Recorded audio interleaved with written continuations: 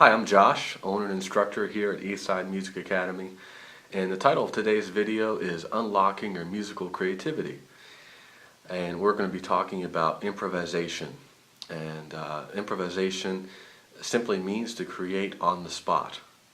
No sheet music in front of you necessarily, no prior practice of a particular passage.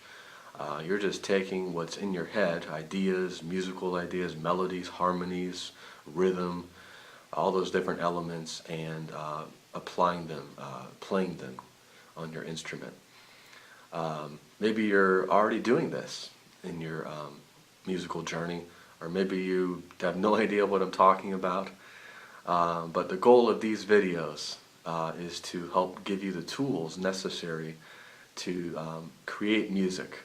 And so we're going to be talking about a couple of those tools in today's video, but this is actually going to be a series in which we're going to delve into a lot of music theory and be talking a lot about the tools that you're going to need to improvise.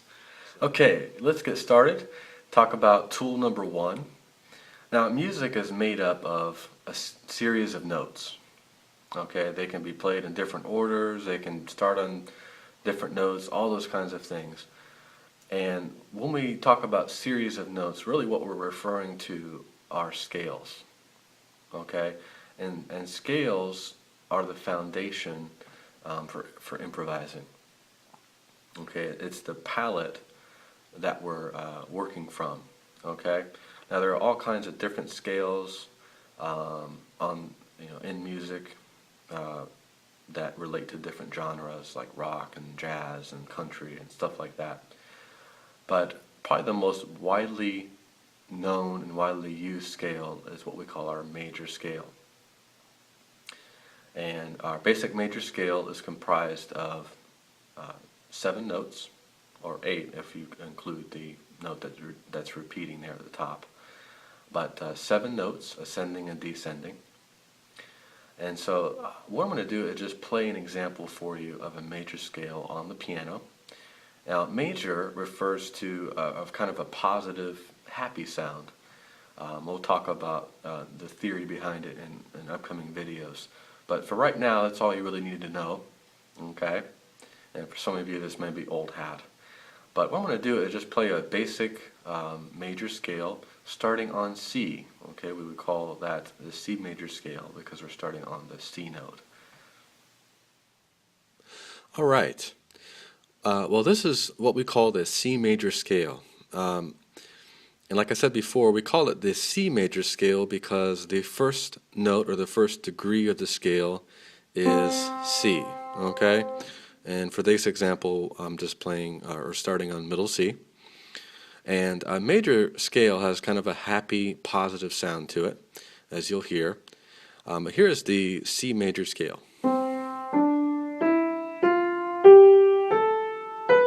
There's our 7th note, okay, and then we just end on our 8th note, which is actually the same note as what we started with, C to C, okay. So essentially, there's these 7 notes, and then we end on C again, okay. That's what we call a C major scale, and it kind of has a real happy, positive sound, okay. Now, let me give you an example of just a song that uses a C major scale, just a real simple song, like Twinkle Twinkle, just a common children's song using notes from the major scale.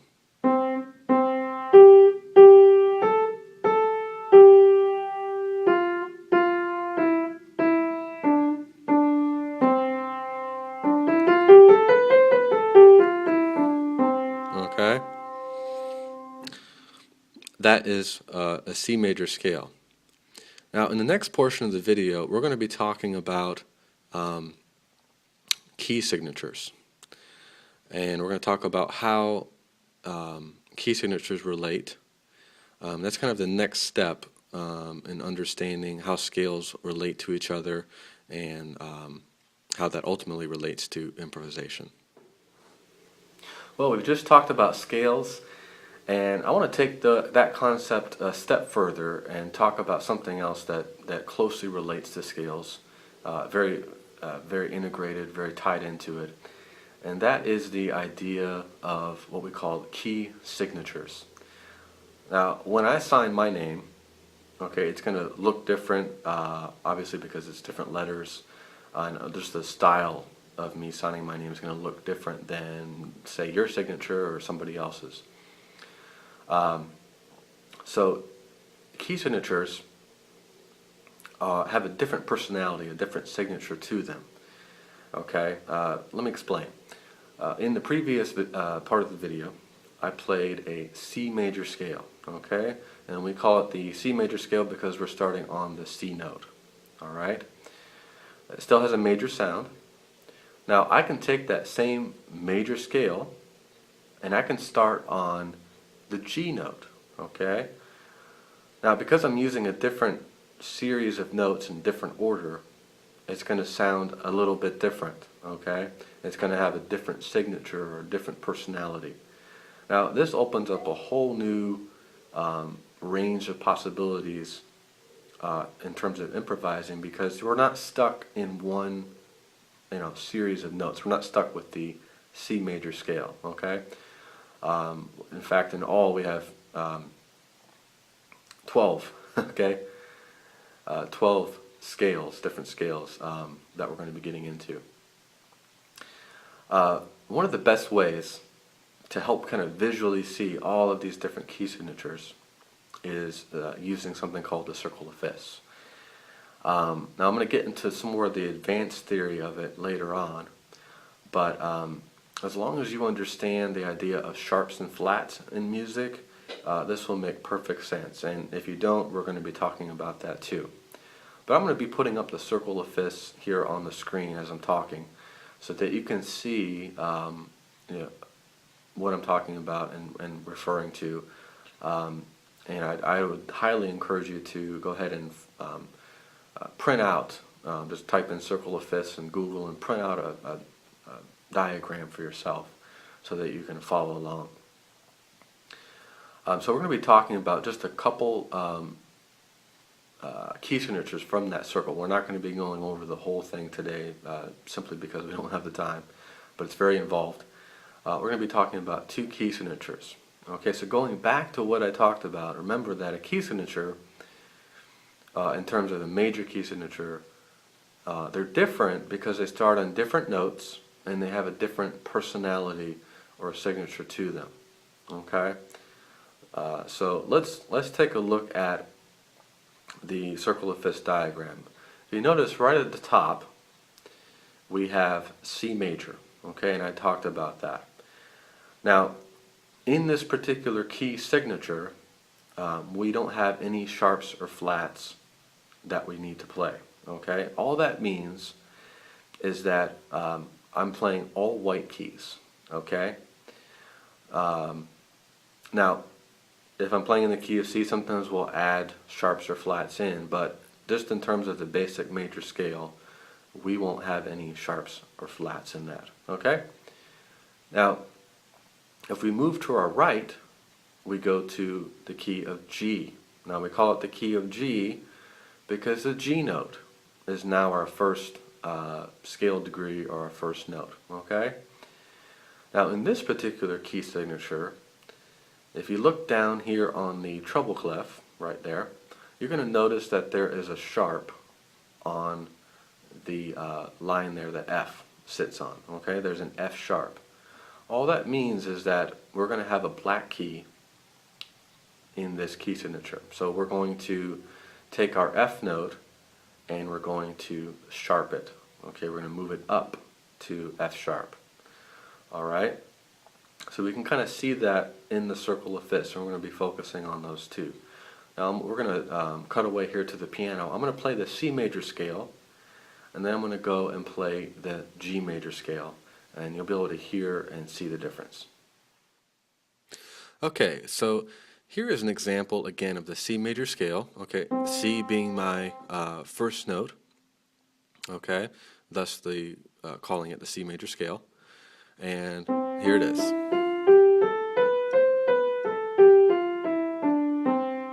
Okay, My job is not to get into the fingering of the scale. I'm just showing you the fact that it's a C major scale. Now we're going to go to the key of G, or the G major scale.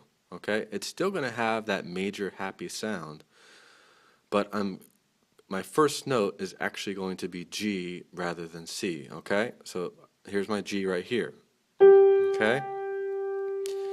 All right. I mentioned before that in the key of G we have a black key that we're playing. Okay, we have what we call 1 sharp. All right, and that is going to be right here. Okay, so instead of playing a normal F, we're going to sharp it. Okay, we're just going to move right up to the black key here, and we're going to play that instead. Okay, so in this key signature, what makes it different from C is not only that we're starting on G as our first note, but that we have a black key in the key signature. Okay, that gives it a different personality, a different sound. All right, so here is the key of G.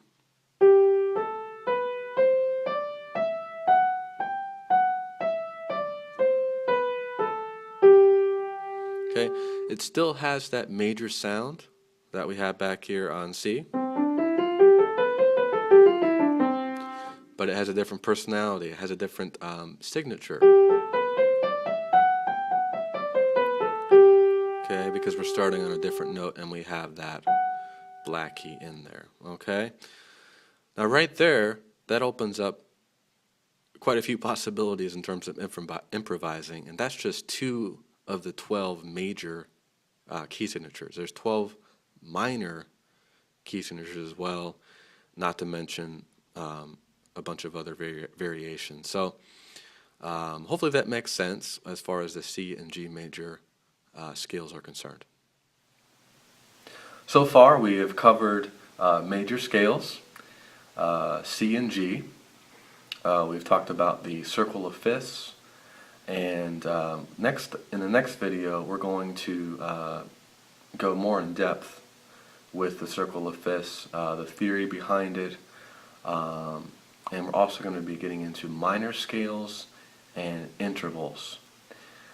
If you have any questions about what I discussed in this video, don't hesitate to email me, drop a note on Eastside's Facebook page. I'd be more than happy to answer any questions that you might have, especially if you're new to music or new to improvising. Feel free to do that. If you're already taking lessons with me or are taking lessons from another instructor and are already familiar with your scales, keep working on them. Keep practicing them. They're a vital tool, and we're going to be talking more in depth about how to use scales in a really musical way, because that's the whole purpose, taking all of these concepts and making music out of it. So I hope you'll join me as I get into the second part of improvising, and thanks again for watching, and have a great week.